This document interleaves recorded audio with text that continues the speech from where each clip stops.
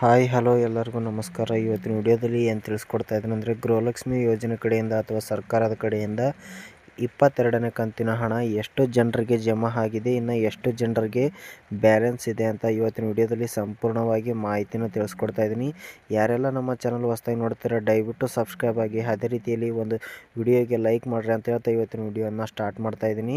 ನೋಡ್ಬೋದು ಸ್ನೇಹಿತರೆ, ಇಲ್ಲಿ ಎಷ್ಟು ಜನರಿಗೆ ಜಮಾ ಆಗಿದೆ ಅಂತ ಕೇಳಿದ್ರೆ ಒಂದು 40% ಜನರಿಗೆ ಜಮಾ ಆಗಿದೆ.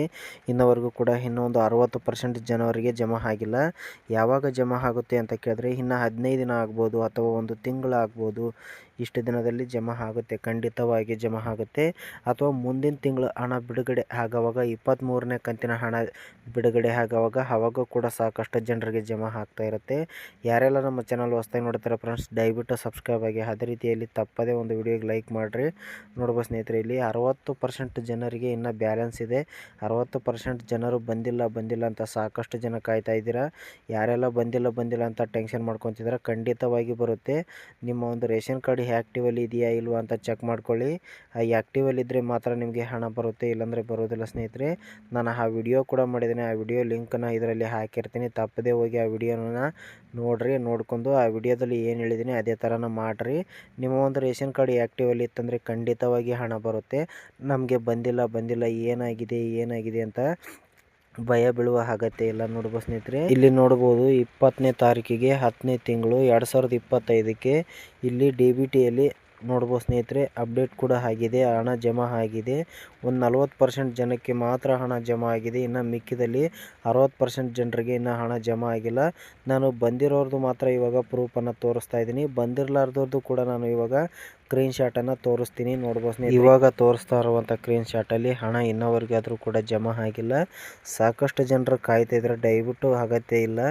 ಯಾಕಂದರೆ ಖಂಡಿತವಾಗಿ ಬ್ಯಾಂಕ್ ಅಕೌಂಟಿಗೆ ಜಮಾ ಆಗುವಾಗ ಜಮಾ ಆಗುತ್ತೆ ಖಂಡಿತವಾಗಿ. ಯಾರೆಲ್ಲ ಬಂದಿಲ್ಲ ಅಂತ ಟೆನ್ಷನ್ ಮಾಡ್ಕೊತಿದ್ರೆ ಅಂಥವರೆಲ್ಲ ಏನು ಟೆನ್ಷನ್ ಮಾಡ್ಕೋಬೇಡಿ. ನಿಮ್ಮ ಒಂದು ರೇಷನ್ ಕಾರ್ಡನ್ನು ಪರಿಶೀಲನೆ ಮಾಡ್ಕೊಳ್ಳಿ. ನಿಮ್ಮ ರೇಷನ್ ಕಾರ್ಡ್ ಆ್ಯಕ್ಟಿವಲ್ಲಿ ಇತ್ತಂದರೆ ಖಂಡಿತವಾಗಿ ಇವತ್ತಲ್ಲ ನಾಳೆ ಹಣ ಜಮಾ ಆಗೇ ಆಗುತ್ತೆ. ಅಷ್ಟು ಅವಸರದಿಂದ ಏನು ಇದು ಮಾಡೋಕ್ಕೆ ಹೋಗ್ಬೇಡಿ, ಖಂಡಿತವಾಗಿ ಬರುತ್ತೆ ನಿಮಗೆ. ಅದು ಚೆಕ್ ಮಾಡೋಕ್ಕೆ ಬಂದಿಲ್ಲ ಅಂತಂದರೆ ಯಾವುದಾದ್ರೂ ಒಂದು ಗ್ರಾಮ್ ಆಗಿರ್ಬೋದು, ಕರ್ನಾಟಕ ಆಗಿರ್ಬೋದು, CSC ಸೆಂಟರ್ ಆಗಿರ್ಬೋದು, ಯಾವುದೋ ಒಂದು ಜೆರಾಕ್ಸ್ ಅಂಗಡಿಯಲ್ಲಿ ಆಗಿರ್ಬೋದು, ಹೋಗಿ ನಿಮ್ಮ ಒಂದು ರೇಷನ್ ಕಾರ್ಡ್ನ ಪರಿಶೀಲನೆ ಮಾಡ್ಕೊಳ್ಳಿ. ಆ್ಯಕ್ಟಿವಲ್ಲಿ ಇದೆಯಾ ಅಥವಾ ಇನ್ಆ್ಯಕ್ಟಿವಲ್ಲಿ ಇದೆಯಾ ಅಂತ. ಆ್ಯಕ್ಟಿವಲ್ಲಿ ಇದ್ದರೆ ಮಾತ್ರ ಹಣ ಬರುತ್ತೆ, ಇನ್ಆ್ಯಕ್ಟಿವಲ್ಲಿ ಇದ್ದರೆ ಬರೋಲ್ಲ. ಅಥವಾ ನೀವೇ ಚೆಕ್ ಮಾಡ್ತೀವಿ ಅಂದರೆ ಕನ್ನಡದಲ್ಲಿ ಅಥವಾ ಇಂಗ್ಲೀಷ್ನಲ್ಲಿ. ಕನ್ನಡದಲ್ಲಿ ಇದ್ದರೆ ಸಕ್ರಿಯ ಅಂತ ಇರುತ್ತೆ, ಇಂಗ್ಲೀಷ್ನಲ್ಲಿದ್ದರೆ ಆ್ಯಕ್ಟಿವ್ ಅಂತ ಇರುತ್ತೆ. ನೀವು ಕೂಡ ಚೆಕ್ ಮಾಡ್ಕೊಂಡು ನೀವೇ ನಿಮ್ಮ ಕಣ್ಣಾರವನ್ನು ನೋಡ್ಕೋಬೋದು. ನಮ್ಮ ಒಂದು ಯೂಟ್ಯೂಬ್ ಚಾನಲಲ್ಲಿ ಫೇಕ್ ಮಾಹಿತಿನ ಹೇಳೋದಿಲ್ಲ. ಖಂಡಿತವಾಗಿ ನಮ್ಮ ಯೂಟ್ಯೂಬ್ ಚಾನಲ್ಗೆ ತಪ್ಪದೇ ಸಬ್ಸ್ಕ್ರೈಬ್ ಮಾಡಿ ಫ್ರೆಂಡ್ಸ್. ಇವತ್ತಿನ ವಿಡಿಯೋದಲ್ಲಿ ನೀವು ನೋಡ್ತಾ ಇದ್ದೀರಾ, ನಾವು ಸತ್ಯವನ್ನೇ ಹೇಳ್ತೀವಿ, ಸತ್ಯವನ್ನು ಬಿಟ್ಟರೆ ಬೇರೆ ಏನು ಹೇಳೋದಿಲ್ಲ. ಹಾಗಾಗಿ ಪ್ಲೀಸ್ ಒಂದು ಸಬ್ಸ್ಕ್ರೈಬ್, ಒಂದು ಲೈಕ್ ಮಾಡಿದ್ರೆ ನಮ್ಗೆ ಅದೇ ಖುಷಿ. ಇಂಥ ವಿಡಿಯೋಗಳನ್ನು ಮಾಡಿ ಅಪ್ಲೋಡ್ ಮಾಡೋಕ್ಕೆ ನಮಗೂ ಕೂಡ ಒಂದು ಸಂತೋಷ ಆಗುತ್ತೆ. ನಮಗೂ ಕೂಡ ಹೆಚ್ಚಿನ ವಿಡಿಯೋ ಮಾಡೋಕ್ಕೆ ಸಪೋರ್ಟ್ ಕೂಡ ಮಾಡಿದಂಗೆ ಆಗುತ್ತೆ. ಅದಕ್ಕೋಸ್ಕರ ನಿಮಗೆ ಸಬ್ಸ್ಕ್ರೈಬು ಮತ್ತು ಲೈಕ್ ಮಾಡಿರಿ ಅಂತ ನಾನು ಅಷ್ಟು ವಿಡಿಯೋದಲ್ಲಿ ಕೇಳೋದು. ನೋಡ್ಬೋದು ಸ್ನೇಹಿತರೆ, ನಿಮಗೆ ಯಾರೆಲ್ಲ ಬಂದಿಲ್ಲ ಅಂತ ಕಾಯ್ತಾ ಇದ್ದೀರಾ ಅಂಥವ್ರು ಏನು ಟೆನ್ಷನ್ ಮಾಡ್ಕೊಳ್ಳೋ ಅಗತ್ಯ ಇಲ್ಲ.